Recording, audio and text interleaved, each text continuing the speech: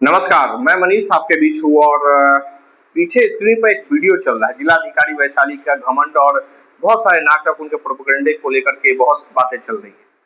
आपको पता है कि दौलत 2 दिन पहले मैंने वीडियो बनाया और कई सोशल मीडिया प्लेटफॉर्म, यूट्यूब सारी जगहों पे ये बहुत चला कि जिलाधिकारी ने की बड़ी उपलब्धि है कि उन्होंने महादलित टोले में सड़कें बना दी। सड़कें बनी, मैं भी 2 दिन पहले जाकर उससे वीडियो बनाया और आप सभी के बीच में रखा। वहाँ के पूर्व मुखिया जी से आपकी जो उनका संवाद था मैंने उसको आप सभी के बीच में रखा। अब जो जानकारी मिल रही है मेरे वहाँ से आने के बाद, कल कुछ लोगों ने इस पे वीडियो भी वहाँ जाकर स्थानीय रूप से बनाया। मेरे भी जो सूत्र है वहाँ के लोग, सूत्र क्या होता है, वहाँ के स्थानीय जो लोग हैं, जो महादलित लोग ही हैं। आपको पहले मैं वीडियो दिखाता हूँ, फिर आगे मैं बात रखूंगा कि वीडियो पहले देखिए ताकि आपको समझ में आए कि जो वीडियो जो आप देख रहे हैं यह सड़क बना है।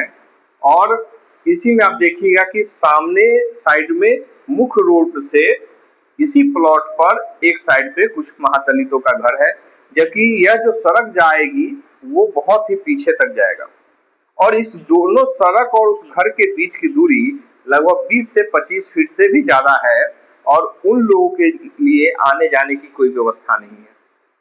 सरकार की सिस्टम यानी कि जिलाधिकारी सरकार के रूप में रिप्रेजेंट कर रही है। वैशाली जिलाधिकारी ने स्थल निरीक्षण नहीं किया और न ही कोई उचित कार्रवाई की। अपने घमंड, अपने ताकत के बलबूते पे प्राइवेट लैंड में, निजी जमीन पर अवैध कब्जा करके, क्योंकि जैसे अक्षय वट्टराय स्टेडियम को अवैध कब्जा करके कल मुख्यमंत्री को उतार रही है, उसी तरीके से अवैध कब्जा करके, गुंडागर्दी करके, अपने 100-150 फोर्स भेज करके, एम्बुलेंस से लेकर सारी बातें मुखिया जो पूर्व रहे हैं नंदू सिंह, उन्होंने बताया ही है, आपने सुना भी है। मैं यहाँ भी कुछ उनके उस बात को डाल दूंगा लास्ट में, वीडियो लंबा हो जाएगा लेकिन उनकी बातों को मैं लास्ट में डाल दूंगा ताकि आप पुनः सुनना चाहें तो उसको सुनिए, समझिए कि व्यवस्थित समाज को बनाने में समाज की कितनी भूमिका होती है।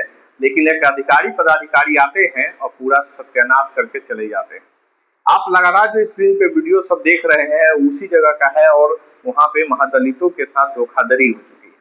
धोखाधड़ी का यह सीन है कि वहाँ के लोगों ने कहा कि जो पीछे जहां तक ये रास्ता जाने की बात चल रही है, उस रास्ते को बनाने के लिए वहां पर कई अधिकारी पदाधिकारियों के माध्यम से, वहां के लोकल ब्रोकरों के माध्यम से, प्लस क्योंकि मुखिया जो नंदू सिंह रहे हैं उन्होंने बताया कि ऐसा कोई भी महादलित टोले में घर नहीं है जिसमें लोग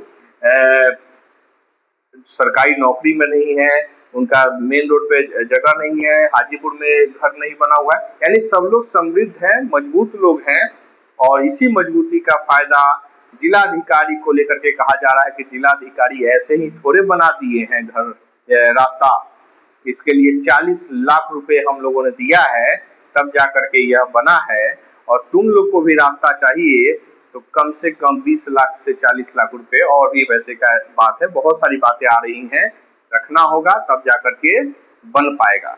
यानी कि महादलित टोले में जो लोगों ने निजी रास्ते अपने जमीन में से, महादलित के जो सामने का घर है वहां से लेकर के पीछे तक के लिए रास्ता जो बनाने का प्रस्ताव लोगों ने दिया था, उसको सरकार नहीं मान करके 20-25 फीट आगे से कब्जा कर लेती है।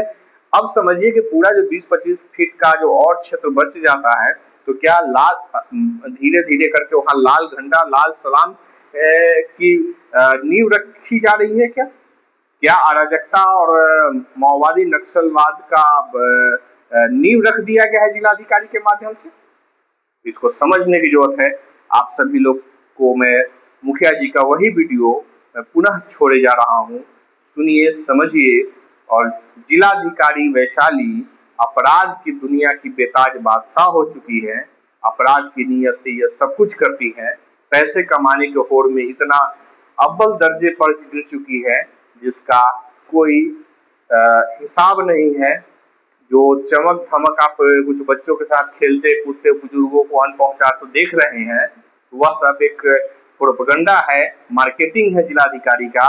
लेकिन हकीकत वही है जो हकीकत राजनेता और ब्यूरोक्रेट्स का होता है, और हकीकत से काफी दूर, कोसों दूर, राजनेता हो या ब्यूरोक्रेट्स हो, लगभग 90% बेईमानों की एक बहुत बड़ी टोली है। और इसका परिणाम है कि आपको याद होगा कि मेरे साथ जो दुर्व्यवहार हुआ, और लगभग अब 20 दिन से ऊपर 22 दिन हो गए, और अब तक 22 का 24-25 दिन हो गए, और इसमें अब तक जिलाधिकारी पर किसी भी प्रकार का कार्रवाई बिहार के मुख्य सचिव, मुख्यमंत्री, प्रधानमंत्री कार्यालय या कहीं से भी कुछ भी नहीं हुआ। अभी तक कोई अपडेट नहीं है, तो खैर उस पर मैं फिर बात करूंगा। लेकिन भ्रष्टाचार, पैसे, अवैध वसूली, सभी तरीके की गोरख धंधों करने में जिलाधिकारी अव्वल है, और प्रत्यक्ष रूप से अप्रत्यक्ष रूप से वो आकर सामने सारा काम जो आप देख रहे हैं वो वही कर रही हैं। अवैध कब्जा तो इनके लगता है कि चरित्र का एक बहुत बड़ा हिस्सा बन गया है।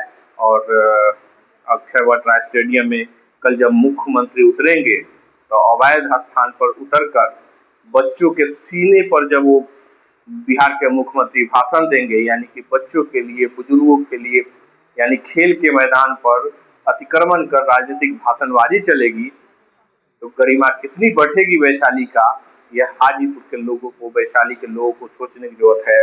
और कल मुख्यमंत्री को अगर अवगत इन विषयों से नहीं कराया गया कि वैशाली को जिलाधिकारी लूट रही है, बेईमानी कर रही है, ठगी कर रही है, तो और क्या क्या होगा।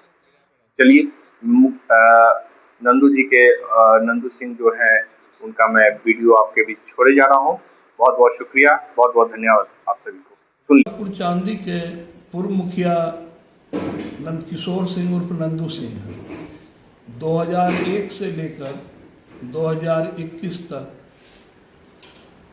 4 बार मुखिया रहने के क्रम में 2 बार मैं स्वयं मुखिया रहा हूं, और महिला सीट होने के कारण एक बार मेरी बड़ी बहन और एक बार मेरी चाची मुखिया रही है। 2001 में से 6 तक मैं स्वयं मुखिया था। हमें आज तक पता नहीं चल सका कि कब महादलित सड़क का निर्माण का प्रारूप तैयार हुआ या अधिग्रहण की बात हुई। आज तक हम लोगों को कभी भी इस बात का पता नहीं चला। जब महादलितों का सड़क बनाने की बात आई, उसमें मेरी भी भूमि है, हमारे अन्य ग्रामीणों की भूमि है। हम सबों ने कहा कि महादलित बस्ती का, टोला का सड़क बनना चाहिए, निश्चित बनना चाहिए, लेकिन इस ढंग से बनना चाहिए। ग्रामीण सड़क चांदी भगवती स्थान से लेकर हाई स्कूल तक, हाई स्कूल के निकट लंबे लगभग 10-12 घर महादलितों का घर बना हुआ है, जिनको भी रास्ता नहीं है, जो कि हम लोगों के जमीन से सटे हैं। तो उस हम लोगों का कहना था कि वैसे रास्ता का निर्माण हो जो ये सड़क पार वाले महादलितों को भी रास्ता हो जाए, और वही रास्ता पछियारी टोला रविदास बस्ती में सीधे चला जाए। लेकिन इस पर कोई वरीय पदाधिकारी कुछ भी सुनने के लिए न तैयार हुए, न सुने, और हम लोगों को ये कहा गया कि 2003 में ही आपकी जमीन का भू अधिग्रहण हो चुका है।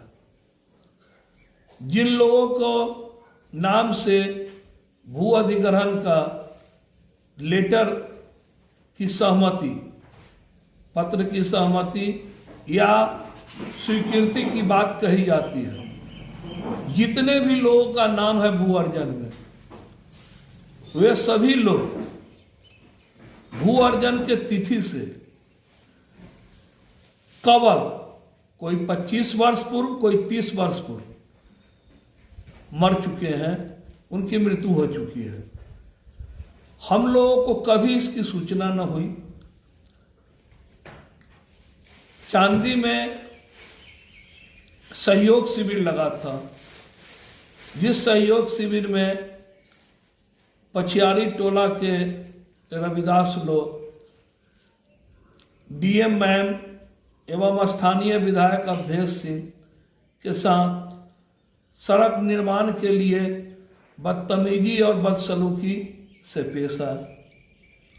हम लोगों ने उसकी घोर निंदा किया कि यह गलत है। सड़क निर्माण की बात है तो अब सड़क बनना चाहिए। आपस में बैठकर इसका राय करिए कि कैसे बने जो सभी को फायदा हो।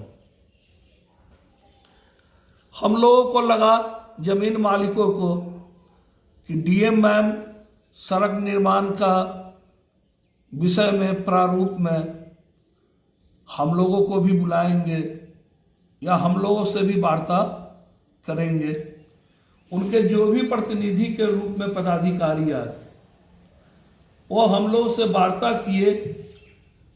हम लोगों ने जो अपना प्रस्ताव रखा कि एक साइड से रास्ता ले जाया जाए ताकि इन महादलितों को भी रास्ता मिल जाए और एक रास्ते से ही दोनों महादलित बस्ती को फायदा हो जाए। लेकिन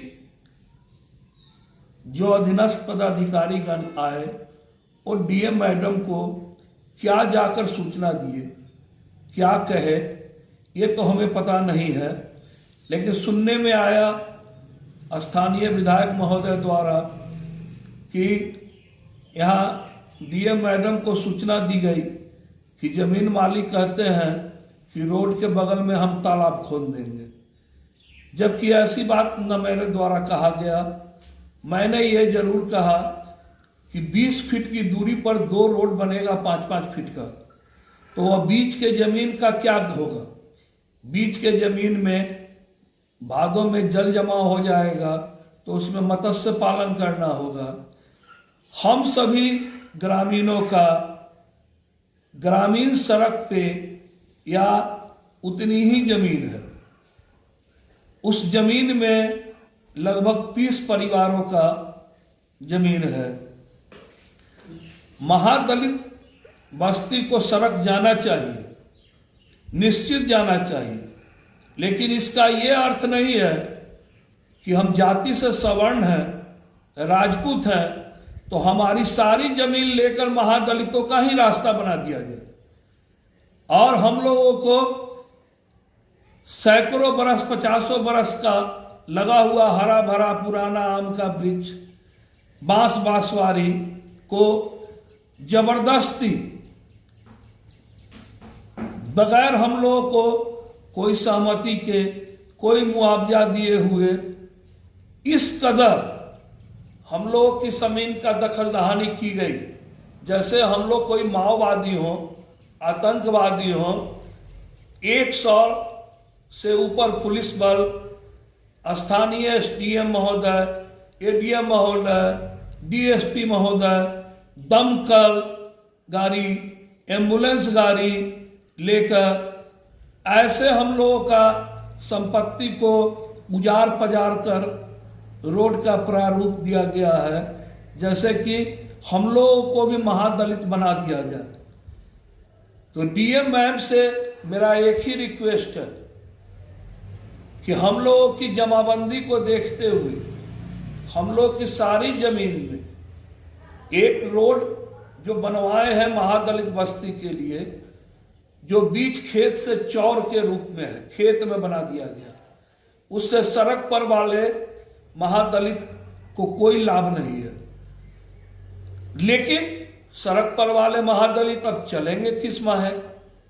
उनको भी रास्ता चाहिए, तो फिर मतलब हम लोग अपनी जमीन दे, तो हम लोग की सारी जमीन में महादलित सड़क निर्माण ही करा दिया जाए।